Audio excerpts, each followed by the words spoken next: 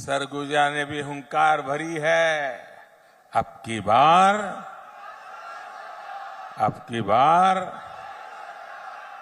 बार मेरे परिवारजनों, कांग्रेस की एक और बड़ी नाकामी भी रही है।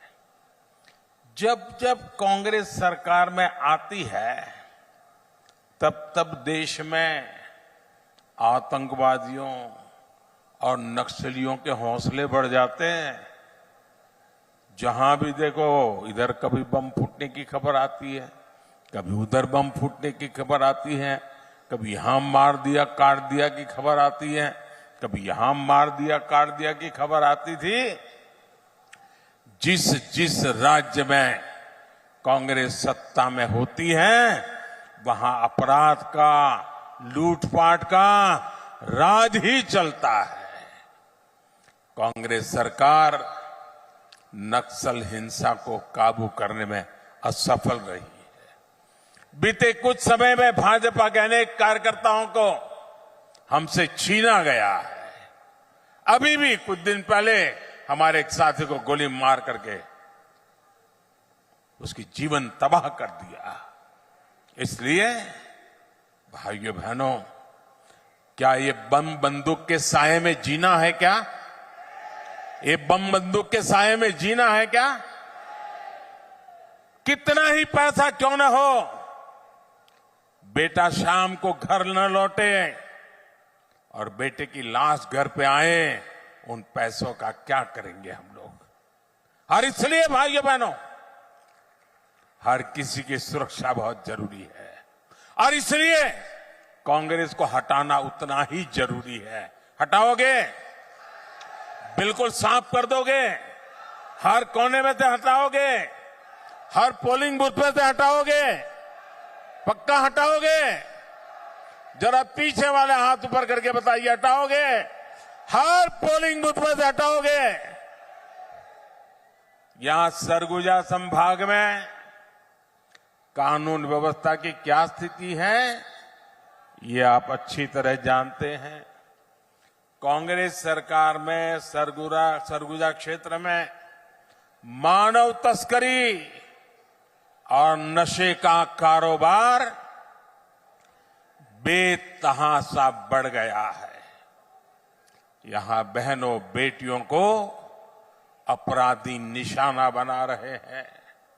हमारे आदिवासी परिवारों की, गरीब परिवारों की अनेक बच्चियां गायब हुई है। बेटियां कहां गई, इसका कांग्रेस के नेताओं के पास कोई जवाब नहीं है। यहां कांग्रेस द्वारा वोट के लिए अवैध घुसपैठियों को बढ़ावा दिया जा रहा है। आदिवासियों की जमीन छीनी जा रही है। कांग्रेस की तुष्टीकरण की नीति के कारण यहां तीज त्योहार मनाना तक मुश्किल हो गया है।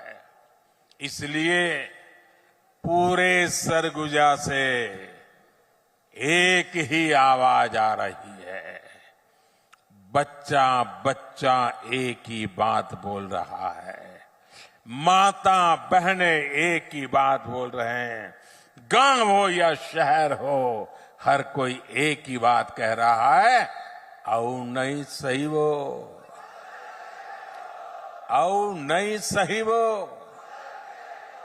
औ नहीं सही वो, औ नहीं सही वो, बदल के रही वो।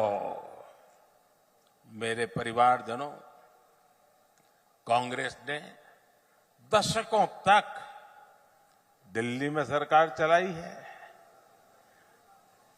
देश के कोने कोने में उन्हीं का राज था। पंचायत से लेकर के पार्लियामेंट तक कांग्रेस के सिवाय किसी का झंडा ही नहीं था। लेकिन कांग्रेस ने हमेशा गरीबों को सिर्फ झूठे नारे दिए। अगर आज मेरे 10 साल के सेवा काल में इतना काम हो सकता है, तो उनको तो 5-5, 6-6 दशक मिले थे, वो कर सकते थे कि नहीं कर सकते थे? लेकिन उनको अपने जेब भरना, घर भरने के सिवा कोई काम ही नहीं था। 5 दशक से कांग्रेस बोल रही है कि गरीबी हटाएंगे। 50 साल से क्या बोल रहे हैं? गरीबी हटाएंगे। तो फिर कब तक ये गाना गाते रहोगे? कहीं से तो हटाओ। गरीबी हटाएंगे कहते कहते कांग्रेस के नेता खुद हर साल और अमीर होते जा रहे हैं। पहले साइकिल पे चलते थे, अब बड़ी बड़ी गाड़ियां लेकर के घूम रहे हैं।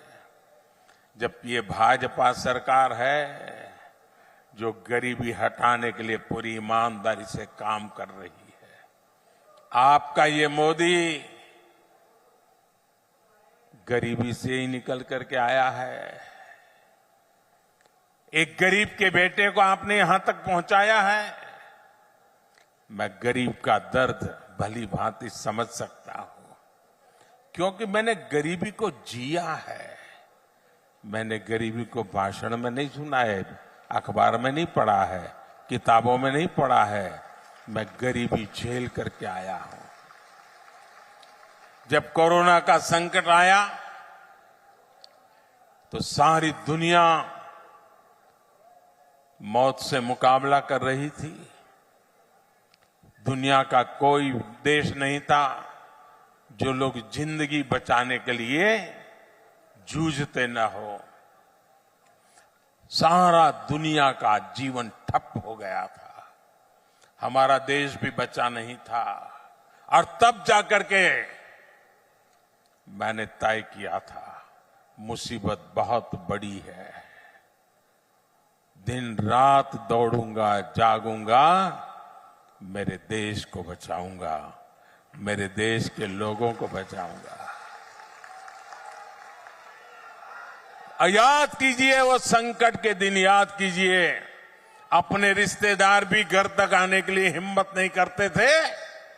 उस समय ये मोदी दिन रात आपके लिए दौड़ता था, काम करता था। मैं सोचता था बाहर कारोबार नहीं है, लोग घर के बाहर जा नहीं पा रहे हैं, मेरे आदिवासी बच्चों का क्या होगा, मेरे गरीब बच्चों का क्या होगा। क्या मेरे देश में मेरा गरीब का बच्चा भूखा सो जाएगा?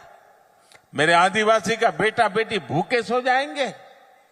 मैंने उसी दिन तय कर लिया था, सरकार के भंडार खोल दूंगा, लेकिन गरीब का चूल्हा बुझने नहीं दूंगा।